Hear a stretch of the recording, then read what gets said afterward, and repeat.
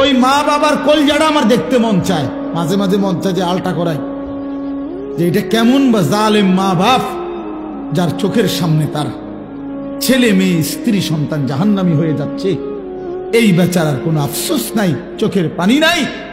এই দুশ্মন বেনামাজি তো আল্লাহর দুশ্মন, রাসূলের দুশ্মন, কোরআনের দুশ্মন, আল্লাহর দুশ্মন। এই দুশ্মনের লাইগা এবারে বিল্ডিং করে, জমি কিনে, বাজারে বিট লয়, এইটার লাইগা সুদে টিয়া লইয়া হেতেরে বিদেশ পাঠায়, ডাকাইতে একটা সেজদা দেয় না, তার চোখের সামনে দেখছে, তার লাইগা 8 লাখ টাকা লইছে।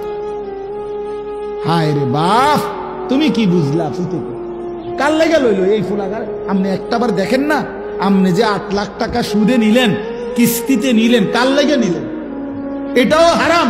আর এইটা এক ওয়াক্ত নামাজ পড়ে না বাপ মার চোখের সামনে, তো বাপ মার চোখের আড়ালে গেলে এই নাফরমান সেজদা দিবে কেমনে? আপনজনের সামনে, গ্রামে মহল্লার মানুষের সামনে যার লজ্জা নাই, অপরিচিত মানুষের সামনে সে কারে লজ্জা করবে? কথা বুঝেন নাই? এখানে তো তার আপনজনেরা, তার চাচা, জেঠা, মামা, ফুফা, খালু, মা, খালা, দাদি, বাপ, চাচা, একটা মানুষের সে পাত্তা দেয় না, এগুলো কাউরে সে শরমায় না। এত বড় বেশরম, এই চোখের আড়ালে গেলে কেমনে নামাজ পড়বে? বলেন না, বলেন বাবা, বলেন।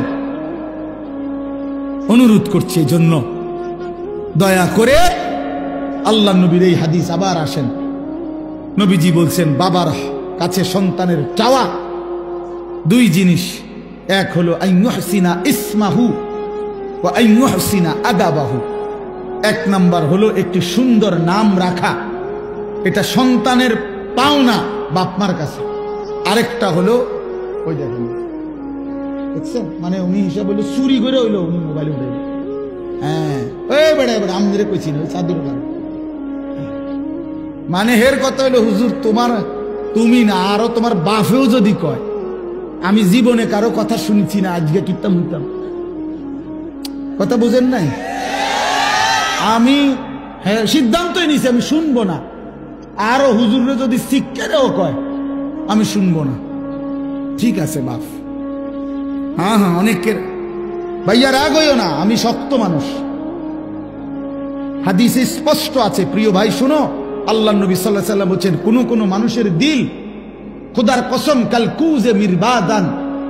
নবীজি বলছে কিছু কিছু মানুষের অন্তর থাকে সম্পূর্ণ,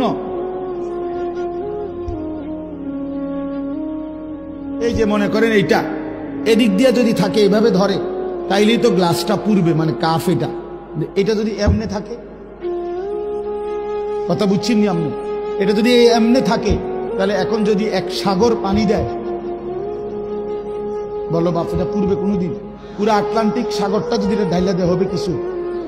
এ আল্লাহর নবী খোদার কসম বলছে, কিছু মানুষের অন্তর আল্লাহ পাক নাফরমানির কারণে এমন উল্টাইয়া দেয়, এই অন্তরে আর কোনোদিন আল্লাহর কথা 1 জাররা ঢোকে না। ঢুকবো কোনখানে? এটা তো কি হয়ে গেছে, না না না, উল্টায় গেছে, এটা উল্টায় গেছে, উল্টায়।